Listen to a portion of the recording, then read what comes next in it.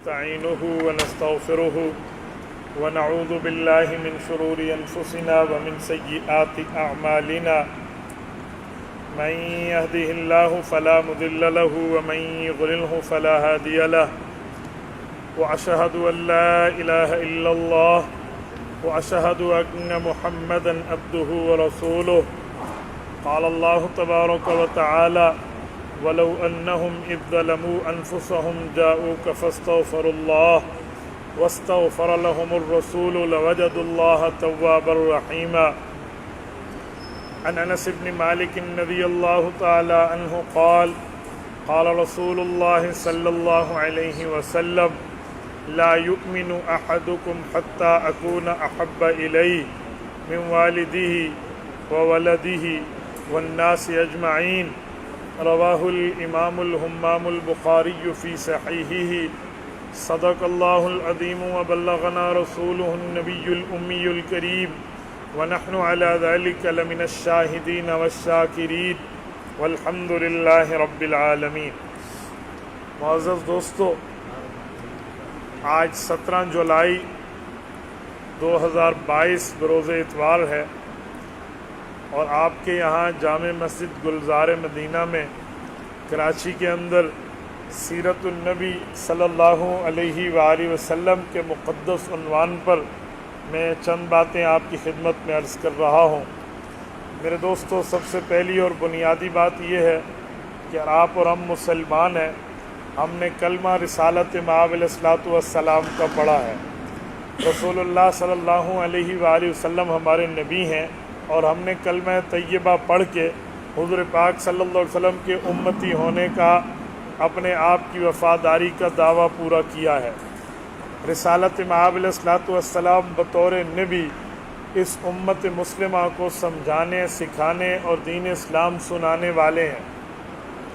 حضور اقدس صلی اللہ علیہ وسلم کو رب کریم نے اس کائنات میں وہ رتبہ عطا فرمایا ہے، ایسا رتبہ اس کائنات میں کسی کا نہیں ہے. حضور اقدس صلی اللہ علیہ وسلم کو اللہ پاک نے وہ مرتبہ عطا فرمایا ہے جو مرتبہ اس کائنات میں کسی نبی کا نہیں ہے. میں آپ کی خدمت میں قرآن کریم سورت نمبر 4 سورت النساء کی آیت نمبر 64 کا ایک ٹکڑا پڑھا ہے. میں اسی حوالے سے چند باتیں آپ کی خدمت میں عرض کروں گا. آپ توجہ میری طرف رکھنا، میری آنکھوں میں آنکھیں ڈالنا. انشاءاللہ میں آپ کا وقت ضائع نہیں ہونے دوں گا. میرے دوستو، حضور پاک صلی اللہ علیہ وآلہ وسلم کی ذمہ داری یہ ہے جس کو قرآن کریم نے یوں بیان کیا، وَمَا أَرْسَلْنَا مِن رَّسُولٍ إِلَّا لِيُطَاعَ بِإِذْنِ اللَّهِ. فرمایا پیغمبر کو اللہ پاک اس کائنات میں اسی لیے بھیجتے ہیں کہ نبی کی بات کی اطاعت کی جائے، نبی پاک کی بات کو مانا جائے. اللہ رب العزت اسی لیے بھیجتے ہیں تاکہ نبی کی بات کو امت تسلیم کر لے. اور یہ اللہ تعالیٰ کا حکم ہے، وَمَا أَرْسَلْنَا مِن رَّسُولٍ إِلَّا لِيُطَاعَ بِإِذْنِ اللَّهِ. نبی کو اس لیے بھیجا جاتا ہے تاکہ رب کریم کا حکم ہے اس کی بات کو مانا جائے. وَلَوْ أَنَّهُمْ إِذْ ظَلَمُوا أَنفُسَهُمْ جَاءُوكَ فَاسْتَغْفَرُوا اللَّهَ وَاسْتَغْفَرَ لَهُمُ الرَّسُولُ لَوَجَدُوا اللَّهَ تَوَّابًا رَحِيمًا.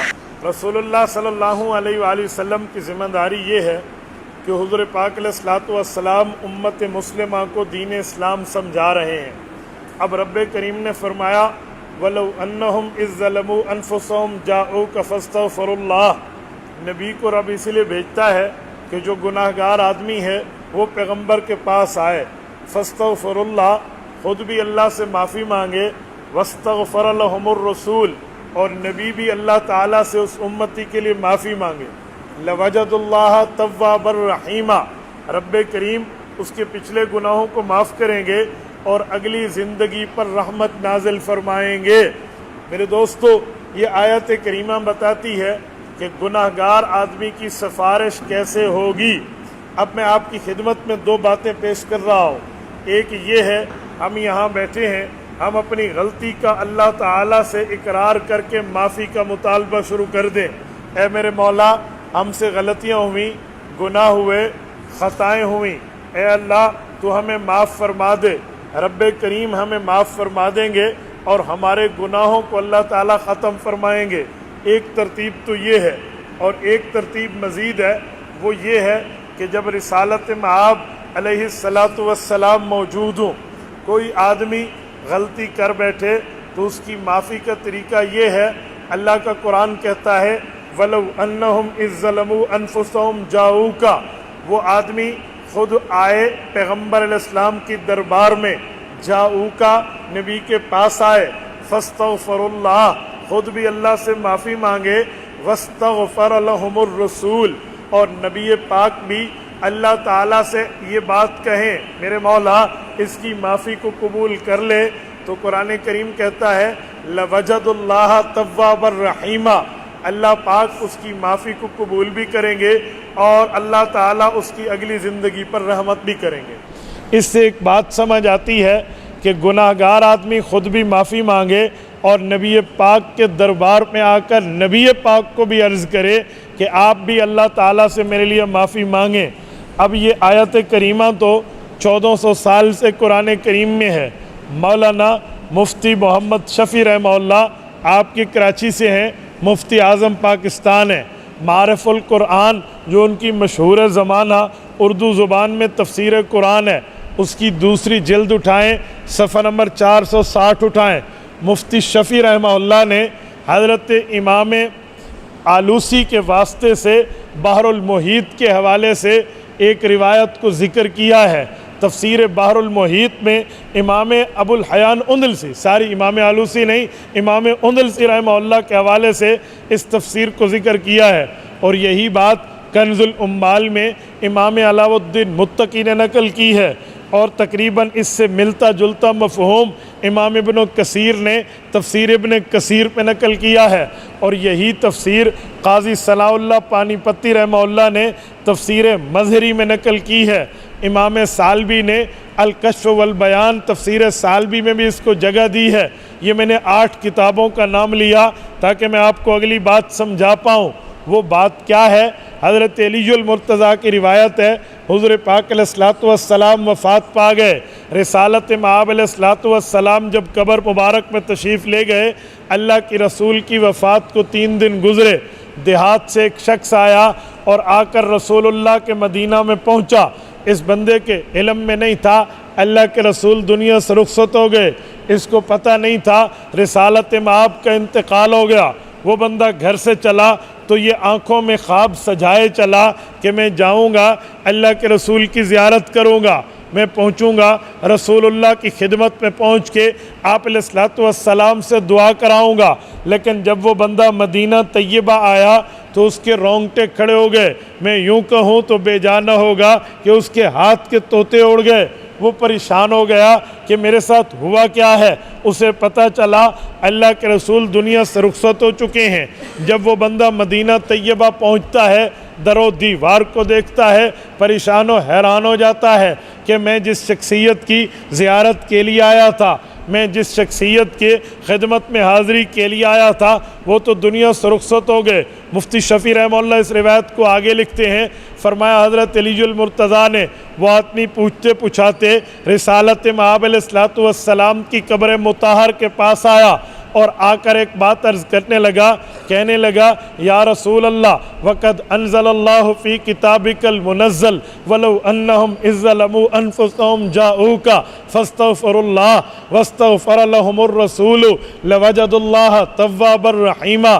اے اللہ کے رسول، آپ پر اللہ نے قرآن نازل کیا ہے، آپ پر اللہ کی کتاب اتری ہے، اور اللہ نے اس کتاب میں فرمایا ہے وَلَوْ أَنَّهُمْ إِذْ ظَلَمُوا أَنفُسَهُمْ جَاءُوكَ، گناہ گار آدمی اگر آپ کے پاس آئے فاستغفر اللہ خود بھی معافی مانگے، واستغفر لهم الرسول رسول اللہ بھی اللہ تعالیٰ سے اس کے لیے معافی مانگے، لَوَجَدُ اللَّهَ تَوَّابًا رَحِيمًا، اللہ اس کی توبہ بھی قبول کریں گے اور اللہ تعالیٰ اس کی آئندہ زندگی پر رحمت کریں گے۔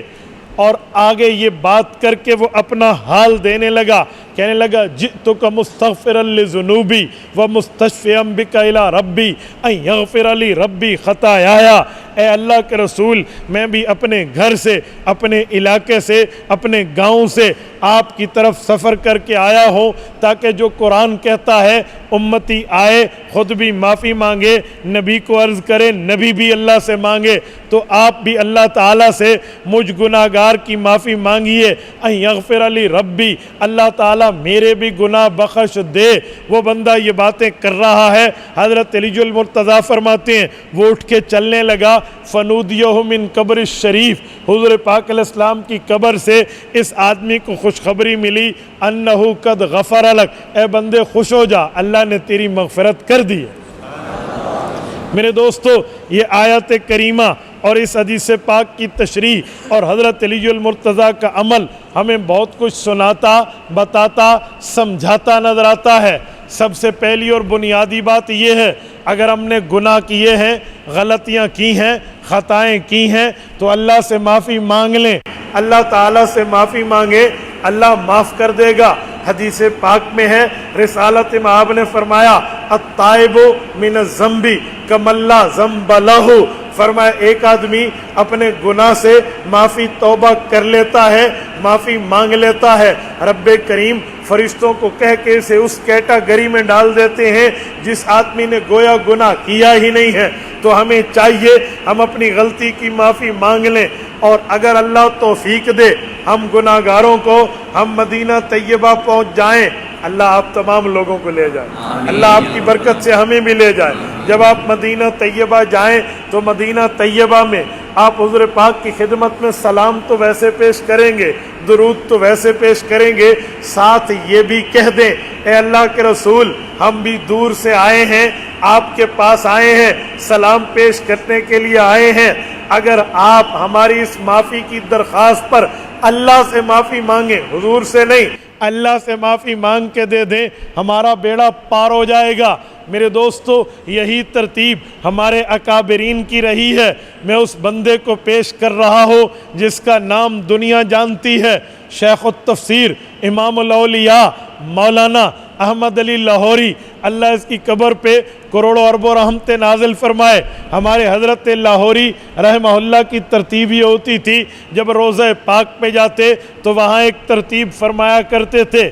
جب میں اپنے پہلے سفر عمرہ میں مدینہ طیبہ میں حاضر تھا، مجھے حضرت لاہوری کے واسطے سے وہاں کے ایک جانشین اور بزرگ ملے جو حضرت لاہوری کے سلسلے میں بیعت تھے۔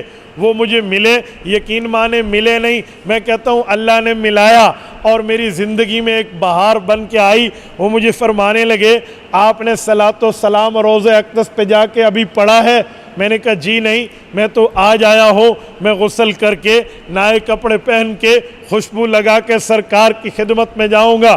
کہنے لگے اگر میں بھی آپ کے ساتھ چلوں؟ میں نے کہا جی بڑی سعادت ہے۔ کہنے لگے اس کی ایک وجہ ہے، ہمارے بزرگ فرماتے ہیں جب حضرت لاہوری رحمہ اللہ روضہ پاک پہ تشریف لاتے تھے تو حضرت پہ ایک عجیب کیفیت ہوتی تھی۔ فرماتے تھے میں اس قبر پہ حاضر ہوں، اس شخصیت کی قبر پہ موجود ہوں جس کے لیے اس کائنات میں زندگی کا رنگ بھرا گیا ہے، جس کے لیے اس کائنات کو سجایا گیا۔ یہ چرند پرند ہیں، یہ درند ہیں، یہ دریا سمندر ہیں، یہ بادل اور پہاڑ ہیں، یہ دنیا کی چہل پہل ہے، یہ حضور پاک کی وجہ سے ہے۔ اگر حضور نہ ہوتے کائنات رب نہ بناتا، کائنات کو رب نے بنایا حضور کی وجہ سے، کائنات کو سمجھایا حضور کی وجہ سے، کائنات کو سجایا حضور کی وجہ سے، کائنات میں زندگی کا رنگ بھرا حضور کی وجہ سے، اس کائنات کو وجود بخشا حضور کی وجہ سے۔ آج یہ کائنات موجود ہے تو حضور پاک کی وجہ سے ہے۔ اور میرے دوستو، حضور پاک علیہ السلام کی دربار پہ آ کے حضرت لاہوری فرماتے آج میں وہ کام کروں گا، وہ یہاں پر ایک عمل سر انجام دوں گا کہ آپ لوگ حیران ہوں گے کہ لاہوری کیا کر رہے۔ فرمایا صلاۃ و سلام تو پیش کروں گا، وہ تو ہر بندہ حضور پاک کے پاس پہنچ کر سلام پیش کرتا ہے، درود پاک بھی پیش کروں گا، دعا کی درخواست بھی کروں گا، لیکن ایک کام ہے حضور پاک علیہ الصلوۃ والسلام کی موجودگی میں اپنے ایمان کی تجدید کر کے کلمہ پڑھ کے اپنے ایمان کا گواہ اپنے نبی کو بناؤں گا۔ فرماتے اس کی ترتیب کیا ہے؟ فرمایا حضور پاک علیہ الصلوۃ والسلام کے خادم چچا، رسول اللہ کے شفیق چچا، رسول اللہ کے محبت رکھنے والے چچا حضرت ابو طالب تھے۔ حضرت علی المرتضیٰ کے والد ہیں، حضرت علی المرتضیٰ کے ابا ابو طالب عبد مناف بن عبد المطلب ہیں۔ جب حضور پاک علیہ السلام کی عمر 8 سال تھی تو اس وقت حضور پاک کے دادا کا انتقال ہوا، شیبۃ الحمد حضرت عبد المطلب کا۔ انہوں نے فرمایا ابو طالب کو، بیٹا میں نے اپنے اس پوتے کی قدردانی کی ہے، اب میں دنیا سے جا رہا ہوں، اس کی نگرانی، اس کی حفاظت، اس کی نگہبانی اب آپ کے ذمے ہے۔ واقعی حضرت ابو طالب نے حضور پاک کی خدمت کا حق ادا کر دیا، رسالت مآب پہ شفقتیں برکتوں کے ساتھ رہے۔ ہاں ٹھیک ہے، ان کو کلمہ نصیب نہ ہوا، یہ روایات موجود ہیں، لیکن اس کو موضوع سخن نہیں بنانا چاہیے، اس پر موضوع بنا کے حضرت ابو طالب پہ طعن و تشنیع بھی نہیں کرنی چاہیے۔ وہ رسول اللہ کے شفیق اور کریم چچا ہیں، جب تک دنیا میں رہے رسول اللہ کے اوپر کسی کافر کو حملہ کرنے کی جرت نہ ہوئی، اور جب وہ دنیا سے رخصت ہوئے کفار حضرت رسول اللہ صلی اللہ علیہ وسلم پر کھلے عام حملہ آور ہوئے تھے۔ تو حضرت ابو طالب کا جب انتقال ہونے لگا، اللہ کے رسول نے کلمے کی دعوت دی اور ان لفظوں سے دی، میرے چچا تم کلمہ پڑھ لو، اللہ تمہیں جنت دے گا۔ حضرت ابو طالب نے جب نہ پڑھا، حضور پاک علیہ السلام نے فرمایا، چچا اگر ان رؤساء مکہ کا خوف ہے آپ کے دل میں تو میرے کان میں پڑھ لو، میں اکیلا گواہ آپ کا کافی ہو جاؤں گا، اکیلا گواہ۔ حضرت لاہوری فرماتے ہم جب حضور پاک کی قبر مبارک پہ جائیں گے اب یہاں پر کلمہ پڑھیں گے تاکہ ہمارے کلمے کے گواہ، ہمارے ایمان کے گواہ، ہمارے اسلام میں داخلے کے گواہ اللہ کے رسول ہو جائیں، اور پھر حضور پاک کی قبر پہ کھڑے ہو کر کلمہ پڑھتے اور کلمہ پڑھ کے کہتے، اے اللہ کے رسول آپ صادق بھی ہیں، آپ امین بھی ہیں۔ صادق کا معنی آپ سے بڑھ کے سچا اس کائنات میں کوئی نہیں ہے، امین کا معنی آپ سے بڑھ کے امانت کی حفاظت کرنے والا اس دھرتی پہ اور کوئی نہیں ہے۔ آپ کو تو آپ کا دشمن بھی، آپ کو تو آپ کا مخالف بھی، آپ کو تو آپ کا جانی دشمن بھی صادق کہتا تھا، امین کہتا تھا۔ ان بندوں نے بھی آپ کی صداقت و امانت پر اعتماد کیا تھا، اعتبار کیا تھا، آپ کی سچائی پر بیلیو کرتے تھے۔ یا رسول اللہ آپ تو سراپا سچائی ہے، اب آپ کا یہ گناہگار امتی آپ کے سامنے کلمہ پڑھ رہا ہے اور اپنے ایمان پر آپ کو گواہ بنا رہا ہے۔ اور سنو کراچی کے دوستو، اکابرین علماء دیوبند کی محبت رسول دیکھو، عشق پیغمبر دیکھو۔ حضرت لاہوری فرماتے ہیں جب کسی بندے سے کوئی بندہ کوئی لین دین کرے، اسلام کہتا ہے کم از کم اس پر 2 مسلمان گواہ ہونے چاہیے۔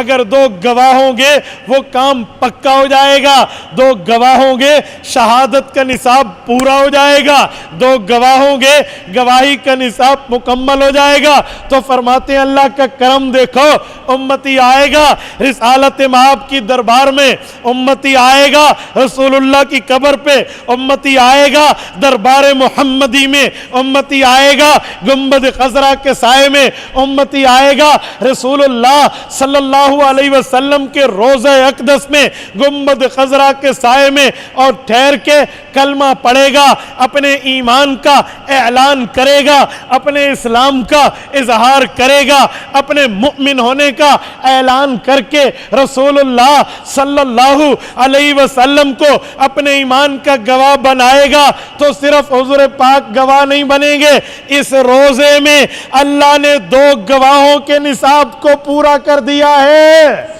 اس روزہ پاک میں حضرت ابو بکر رضی اللہ عنہ، حضرت عمر رضی اللہ عنہ کی قبر اقدس موجود ہے، تربت اقدس موجود ہے۔ حضرت ابو بکر عمر کو اپنے کلمے کا گواہ کرنا، رسول اللہ کے سامنے کلمہ طیبہ پڑھنا، اور جب کل قیامت میں جس آدمی کے ایمان کی گواہی طلب ہوگی، اگر اس کے ایمان پر اللہ کے رسول شہادت دے دیں، گواہی ابو بکر دے دیں، عمر دے دیں، اس شخص کو جنت جانے سے دنیا کی کوئی طاقت نہیں روک سکتی۔ حضرت لاہوری यूं कलमा पढ़ते, अपने ईमान का गवाह अल्लाह के रसूल को फरमाते। कराची के गयूरों, मैं यहाँ पर एक जुमला मजीद कहता हूँ। हजरत लाहौरी फरमाते थे, जब आका नामदार के सामने कलमा पढ़ो, बड़ा सामने हो, फिर नाम नहीं लिया जाता, बड़ों को आप कहा जाता है। तो जब कलमा पढ़ेंगे अशहदु अल्ला इलाहा इल्लल्लाह व अशहदु अन्न मुहम्मदर रसूलुल्लाह की जगह व अशहदु अन्नका रसूलुल्लाह कहेंगे। अन्न मुहम्मदन में हुज़ूर पाक का नाम है, अन्नका का माना है आप। फरमाया बड़ा सामने हो, नाम नहीं लेते, आप कहते हैं। मोहब्बत का तकाजा, प्यार का तकाजा, अखलाक का तकाजा, दयानत का तकाजा ये है, दुनिया को कोई अफसर अपने दफ्तर में बैठा हो, उसके पास सवाली जाकर नाम नहीं लेता, उसका ओहदा बताता है, जनाब एसपी साहब, जनाब वजीर आला साहब, जनाब गवर्नर साहब। ये तो दुनिया के ओहदे, दुनिया की बातें, दुनिया के मनसब, दुनिया के रुतबे हैं। रसूलुल्लाह के रुतबे इस कायनात में अंबिया से आला, अंबिया से आला, अंबिया से अफजल, अंबिया से अशरफ, अंबिया से अकरम, अंबिया कराम से बढ़ के हैं। जहां तमाम अंबिया के रुतबे एक तरफ, महबूब मुस्तफ़ा आमना के दुर्र यतीम मोहम्मद करीम अलैहि तहय्युत व तस्लीम के रुतबे, मकाम और मर्तबे, हैसियत और दर्जा और वैल्यू ये एक तरफ है, तो फरमाया हुजूर के सामने भी अखलाक का तकाजा, दयानत का तकाजा ये है। नाम न लो, कहो अशहदु अन्नक रसूलुल्लाह, मैं गवाही देता हूं अल्लाह के सिवा कायनात में कोई खुदा नहीं और आप अल्लाह के महबूब मुस्तफ़ा पैगंबर हैं। मेरे दोस्तों, आज भी अल्लाह हमें मौका दे दे तो हम रोज़े अक़दस पर तजदीद ईमान तो कर लें। रोज़े अक़दस पर तजदीद ईमान करके अपने ईमान का गवाह रिसालत इमाम अलैहिस्सलाम को बनाएं। ये मेरी ज़ाती राय नहीं है, ये मैंने मौलाना मुफ्ती मोहम्मद शफी रहमतुल्लाह की तफसीर कुरान पढ़ी है और मौलाना अहमद अली लाहौरी रहमतुल्लाह का अमल पेश किया। मेरे दोस्तों, मैं अपनी बात को मुदल्लल मुबरहन इसलिए कर रहा हूँ, ये मेरी बात नहीं, आप कहेंगे इसकी बात है। मैं अकाबरीन के दलाइल, कुरान की तफसीर और इसी तरह अकाबरीन उम्मत और औलिया की बात को बतौर हुज्जत पेश करके आपकी खिदमत में कह रहा हूँ। मेरे दोस्तों, मैं अपनी बात को समेटते हुए एक जुमला मजीद कहने लगा हूँ। अल्लाह ने जो नबी हमें दिए, जो पैगंबर हमें दिया है, इसका रुतबा, मकाम और मर्तबा ऐसा है, हुजूर तमाम अंबिया के इमाम हैं। और आप ये बात जानते हैं, जहाँ इमाम होता है, इमाम के आगे तो बड़ी बात, इमाम के बराबर भी कोई नहीं होता। रसूलुल्लाह सल्लल्लाहु अलैहि वसल्लम इमामुल अंबिया हैं। पता चला जितने अंबिया का रुतबा, मकाम और दर्जा, वो हुजूर के आगे तो आगे, हुजूर के बराबर भी कोई नहीं। और मेरे दोस्तों, मैं इस पर भी एक सवाल और जवाब नकल करूं, शायद किसी के दिमाग में आए, नहीं तो हम पर सवाल होता है। लोग कहते हैं हुजूर पाक का रुतबा इतना बड़ा, पिछले अंबिया के रुतबे कम हैं, हुजूर का रुतबा बड़ा है। हमारा एक सवाल है, अजी बड़े शौक से सवाल करो। कहते हैं सवाल ये है, हजरत रसूलुल्लाह जब मेराज पर जा रहे थे, चौथी और आखिरी मर्तबा सीना अक़दस को खोला गया, फरिश्तों ने दिल अक़दस को आब ज़मज़म से धोया। पढ़ा है या नहीं पढ़ा आपने? सुना होगा। रिसालत में आपके दिल अक़दस को आब ज़मज़म से धोया। वो कहते हैं ज़मज़म का पानी तो एक नबी के पाँव लगने की हरकत पे निकला था, हज़रत इस्माईल अलैहिस्सलाम, और ये हुजूर के दिल पे लगा। जो नबी मुक्तदी है हुजूर पाक का हज़रत इस्माईल, उसके पाँव का पानी जो इमामुल अंबिया है इसके सीने पे लगे, ये कैसे? रुतबा बड़ा तो हम तब मानते जब हुजूर पाक के पाँव का पानी इस्माईल अलैहिस्सलाम के सीने पे लगता। ना ना, यहाँ तरतीब उलट है। इस्माईल अलैहिस्सलाम के पाँव का पानी हुजूर के सीने पे लगा है। वजह, हमने कहा आपने तस्वीर का एक रुख देखा है, अगर मैं ये डब्बा आपको यूं दिखाऊं तो आप कहोगे बंद है, और अगर यूं दिखाऊं तो आप कहेंगे ओपन है और खुला हुआ है। तो तस्वीर का एक रुख नहीं देखते, तस्वीर के दोनों रुख देखते हैं, बात को मुकम्मल समझते हैं। अधूरी बात पर बात समझ नहीं आती, बात मुकम्मल करनी चाहिए। मैंने कहा एक बात आपने पेश की है, लेकिन वो तस्वीर का एक रुख है, اگر میں تصویر کا دوسرا رخ پیش کروں اس سوال کو سرے سے ختم ہو جانا چاہیے، سوال کی جڑ کٹ جائے، سوال بنے گا ہی نہیں۔ کہتے ہیں وہ کیسے؟ میں نے کہا اگر رتبہ دیکھیں حضور پاک علیہ السلام اور حضرت اسماعیل کا تو آپ کا یہ سوال بنتا ہے کہ امام الانبیاء کے سینے پہ مقتدی ایک نبی کے پاؤں کا پانی کیوں لگا؟ لیکن اگر رتبہ ایک اور دیکھیں کہ حضرت اسماعیل کا حضور پاک سے نسبت کا کون سا تعلق ہے؟ حضرت ابراہیم علیہ السلام کے دو بیٹے ہیں، ایک کا نام اسماعیل ہے، ایک کا نام اسحاق ہے علیہم السلام۔ حضرت اسحاق کی نسل سے 70,000 بنی اسرائیل کے انبیاء ہیں اور حضرت اسماعیل کی نسل سے اکیلے رسول اللہ۔ تو حضرت اسماعیل رسول اللہ کے جد امجد ہیں، والد ہیں، دادا ہیں۔ تو حضرت اسماعیل والد ہوئے، رسول اللہ صلی اللہ علیہ وسلم بیٹے ہوئے۔ اگر درجہ نبوت دیکھیں حضور کا رتبہ بڑھا، حضرت اسماعیل کا چھوٹا۔ درجہ ابوت دیکھیں پھر رتبہ حضرت اسماعیل کا بڑا، رسول اللہ اولاد بنتے ہیں۔ اور اگر آپ کو باپ بیٹے کے رتبے کا فرق معلوم ہو، باپ بیٹے کے رتبے کے فرق کا علم ہو تو یہ سوال نہیں ہوگا۔ ایک والد ہے، ایک بیٹا ہے، بیٹا عالم ہے، حافظ ہے، قاری ہے، شریعت جانتا ہے، دین کا مفتی ہے، محدث و مفسر ہے، لیکن والد ہے۔ دونوں آئے ہیں مسجد میں نماز پڑھنے کے لیے، آپ بتائیں نماز کون پڑھائے گا؟ بیٹا۔ کیوں؟ یہ عالم، حافظ، قاری، مفتی، محدث، مفسر، رتبات و مقامات و درجات میں آگے ہے، یہ پڑھائے گا۔ ٹھیک ہو گیا؟ باپ پیچھے ٹھہرے گا، بیٹا امام بن کے آگے قیادت کرے گا۔ امام ہے بیٹا، اب یہ دونوں گھر گئے ہیں، گھر میں پاؤں دبانے کی ضرورت آئی ہے۔ اب باپ دبائے گا یا بیٹا؟ بولتے نہیں ہیں۔ باپ دبائے گا یا بیٹا؟ کیوں؟ یہ تو امام ہے، اس کے پیچھے تو باپ نے نماز پڑھی ہے، کیوں کہہ رہے ہو یہ پیوں دبائے؟ بھائی اس کا تو رتبہ بڑا۔ سب کہیں گے گر فرق کے مراتب نکنی زندگی کی، اصل میں مرتبے کے فرق کو دیکھا جاتا ہے۔ وہاں بطور امام تھا تو بیٹا آگے، یہاں یہ والد ہے۔ اوسط ابواب الجنہ، جنت کا مضبوط ترین اور درمیانی دروازہ اولاد کے لیے والد ہے۔ رسول اللہ نے فرمایا رضا الرب فی رضا الوالد وسخط الرب فی سخط الوالد۔ صحابی نے پوچھا یا رسول اللہ میرا اللہ مجھ سے راضی ہو، مجھے موت سے پہلے دنیا میں پتہ چل سکتا ہے؟ فرمایا جی ہاں، اپنے اور اپنے ابا کے ریلیشن شپ کو دیکھ، اپنے اور اپنے والد کے تعلق کو دیکھ۔ رضا الرب فی رضا الوالد، اگر تیرا رب تجھ سے راضی تو تیرا ابا تجھ سے راضی۔ وسخط الرب فی سخط الوالد، اگر تیرا باپ تجھ سے ناراض تیرا اللہ تجھ سے ناراض۔ تو باپ ہے۔ لوگ ماؤں کے رتبے سناتے ہیں، والد کو بھول جاتے ہیں۔ والد کے رتبے بہت بڑے ہیں، یاد رکھ۔ میں ماں کے رتبے کا انکار نہیں کرتا، وہ مسلم عند الطرفین ہے، لیکن باپ کا رتبہ بھی کسی سے کم نہیں ہے۔ باپ ایک سائبان ہوتا ہے، جب والد دنیا سے اڑ جائے نا اس کا سایہ، پھر اولاد کو سمجھ آتی ہے۔ آپ خوش قسمت ہو، تمہیں اپنے والدین گھر میں ملتے ہیں، میں اپنے ماں باپ سے ملنے قبرستان جاتا ہوں، مجھے احساس ہے ماں باپ کا مقام اور مرتبہ کیا ہے۔ تو میں نے کہا سن، بیٹا یہاں آیا تو امام تھا، لیکن جب گھر میں گیا تو بیٹا ہے، اولاد ہے، والد ہے، اس لیے والد کے قدموں کے نیچے اس کے لیے رتبے ہیں، تبھی پاؤں یہ دبائے گا۔ تو تصویر کے دونوں رخ دیکھیں، امامت میں بیٹا آگے اور ابنیت میں باپ آگے اور بیٹا پیچھے ہے۔ ایسے ہی آؤ سنو، حضرت اسماعیل اور رسول اللہ کا رتبہ ہے۔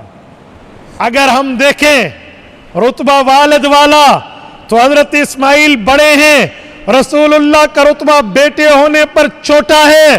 لیکن اگر رتبہ دیکھیں نبوت کا، امامت کا، علم کا، درجے فضیلت و مرتبے کا، پھر حضور بڑے ہیں، حضرت اسماعیل چھوٹے ہیں۔ اسی لیے باپ کے پاؤں کا پانی بیٹے کے سینے پہ لگے تو سوال نہیں اٹھتا۔ تو میرے دوستو، ہمارے نبی کو اللہ نے وہ مقام دیا، وہ مرتبہ دیا، وہ حیثیت دی ہے، اس جیسی اس کائنات میں کسی کی حیثیت نہیں ہے۔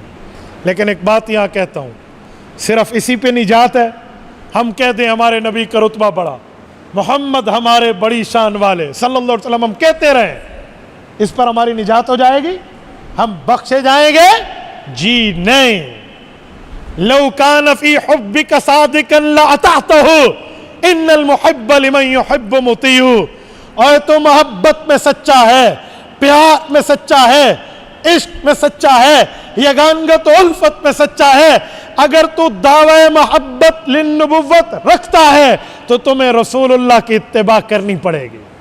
اتباع پیغمبر، اتباع نبوت، اتباع رسالت، اطاعت نبوت کرنی ہوگی، تب دنیا بھی بہتر بنے گی، آخرت بھی بہتر بنے گی.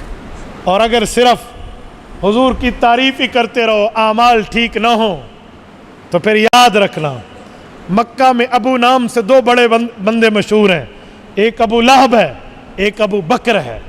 جو ابو لہب ہے اس نے پیدائش پہ خوشی کی تھی، باندھی سویبہ کو آزاد کر کے کہا تھا انی اعتقتکی، میں نے تمہیں آزاد کیا، سویبہ جا جہاں جانا چاہتی ہے. آج میرا یتیم بھتیجا محمد کریم پیدا ہوا ہے.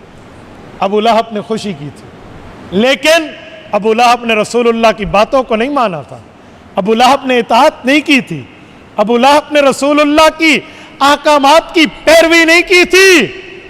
ابو بکر پیدائش کی خوشی پر تو یہ دنیا میں تھا ہی نہیں، یہ تو 2.5 سال بعد پیدا ہوا، لیکن ابو بکر نے قدم قدم پہ رسالت کا ساتھ دیا ہے، صبح شام حضور کا ساتھ دیا ہے، رسول اللہ کے در کی نوکری اور چاکری کی ہے. وہ ابو بکر جو جلوت میں ساتھ ہے صدیق بن کے، وہ ابو بکر جس کی بیٹی خلوت میں حضور کے ساتھ ہے عائشہ صدیقہ بن کے، ہر موقع پہ حضور کے ساتھ ہے. وہ غار ہو یا وہ مزار ہو، ابو بکر کا پہرا رسول اللہ پہ ختم نہیں ہوتا. ابو بکر کی وہ یاری رہی ہے. پیدائش کے وقت خوشی یہ کیا کرتا، اس وقت تو پیدا ہی نہیں تھا، لیکن جب پیدا ہوا سر تسلیم خم کیا، فرمایا پیغمبر نے، مانا ابو بکر نے، حکم دیا پیغمبر نے، مانا ابو بکر نے. آج ابو لہب پر قرآن کریم تبت یدا ابی لہب وتب اور وامرأتہ حمالۃ الحطب ود فیملی جہنمی ہونے کا اعلان کر رہا ہے. لیکن ابو بکر کون ہے جس کو قرآن کہتا ہے؟ فرمایا ابو بکر الذی یؤتی مالہ یتزکا وما لأحد عنده من نعمت تجزا الا ابتغاء وجہ ربہ الاعلی ولسوف یرضا. ابو بکر مال دیتا ہے اس لیے اللہ مجھے پاکیزہ کر دے.